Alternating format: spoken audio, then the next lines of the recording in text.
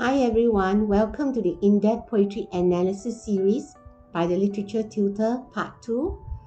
For Part 1, I did the poem Morning Song by Silver Plough. For this session, I'm doing Love Song with Two Goldfish by Grace Chua. You may be wondering why the first letter is not capitalized. This is the actual title and the words are all in lowercase. Before we continue, please press the subscription and like buttons. If you have seen my first poem analysis, you will notice a lot of attention is paid to details. So I do need your encouragement to continue to provide more online help to students and everyone else interested. So please go ahead, press the like and subscription buttons.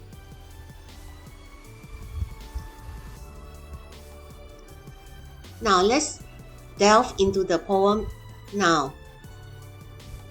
He's a drifter, always floating around her. Has nowhere else to go.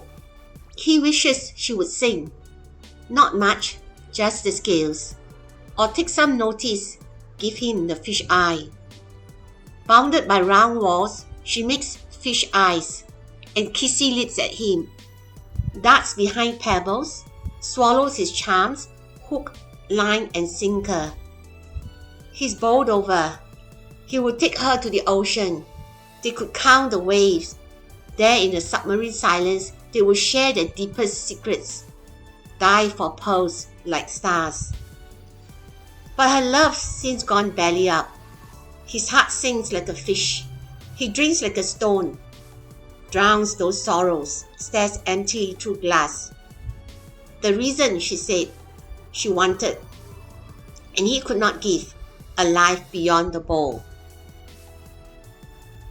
The poem is actually an extended metaphor.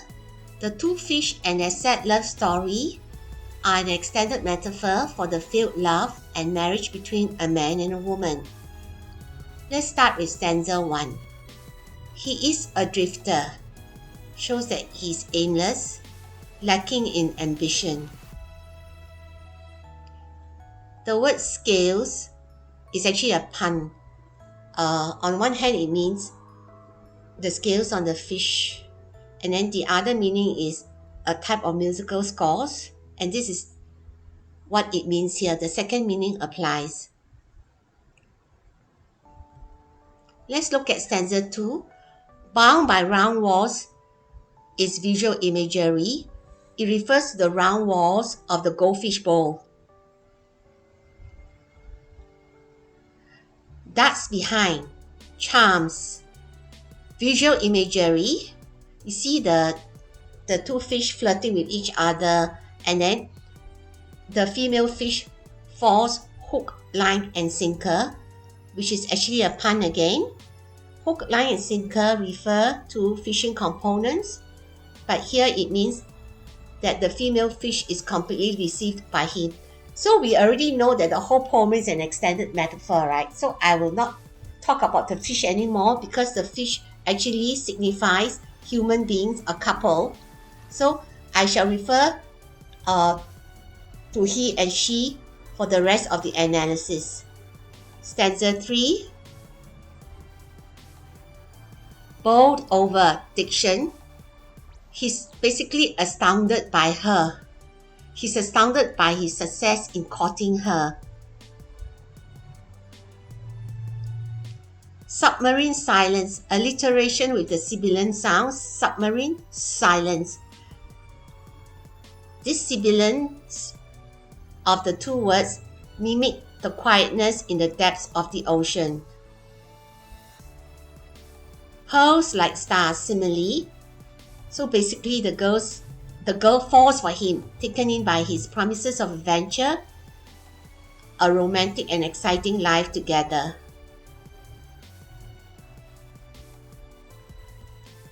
Stanza 4. Gone belly up is a pun.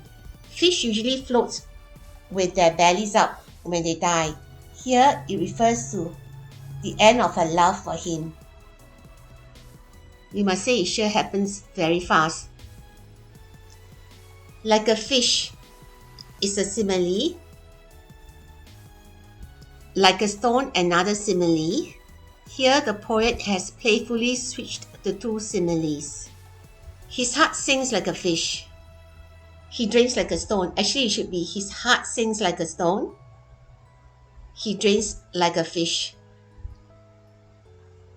Stanza 5. A life beyond the bowl is a metaphor. It refers to the life outside of the small confines of their life. The woman leaves him. She has found their life together stifling, too predictable and boring. Now I will do a summation of my analysis, but before I do that, I would like to cover the significance of the parentheses.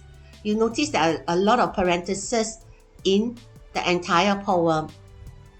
It begins with the title. You notice the title is in parentheses. Here it symbolizes the shape of a fishbowl. And it is used to frame the entire poem from the beginning of stanza 1 to the end. All the parentheses symbolize the shape of the fishbowl, and hence the narrow confines of their lives, defining the couple's life as restrictive, narrow, insular. The parenthesis framing every stanza is therefore a reminder of the narrow, restrictive environment of the couple's existence. Number 3. In the third stanza, there are 3 parentheses. The first one is to show emphasis, highlighting what the woman wants. The second one shows the man's inability to give, because that is the only life he knows, and again emphasizing his limitations.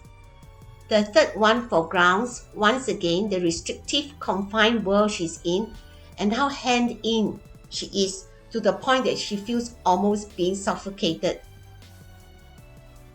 Only the expression "a life beyond" is not bracketed because it signifies a life that is beyond the domestic confines, the boring and the predictable, represented by the fishbowl.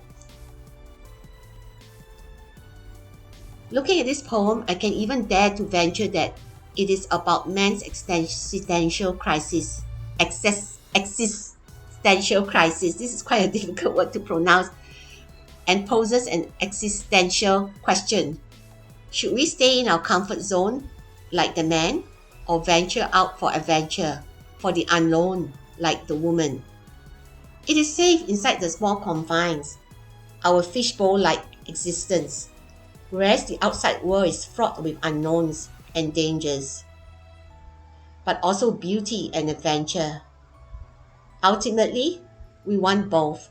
We need both, I think. We want a place we can call home, and yet be able to live now and then for the unknown, to satisfy our thirst for adventure and curiosity about other societies and the different natural environments. I always end every session with some essay questions to practice. Here I have 4. Number 1, what strikes you about the portrayal of the man from lines 1 to 17? How does the poet powerfully convey the relationship of the couple in the poem? What are the feelings and the thoughts of the woman in the poem? How does the poet use language and imagery to convey the themes? The last question is unusual, but it is used by some IP institutions in Singapore. And for those who are from these institutions, you can always try to contact me one way or the other, or you can send me some feedback and I will try to reach you.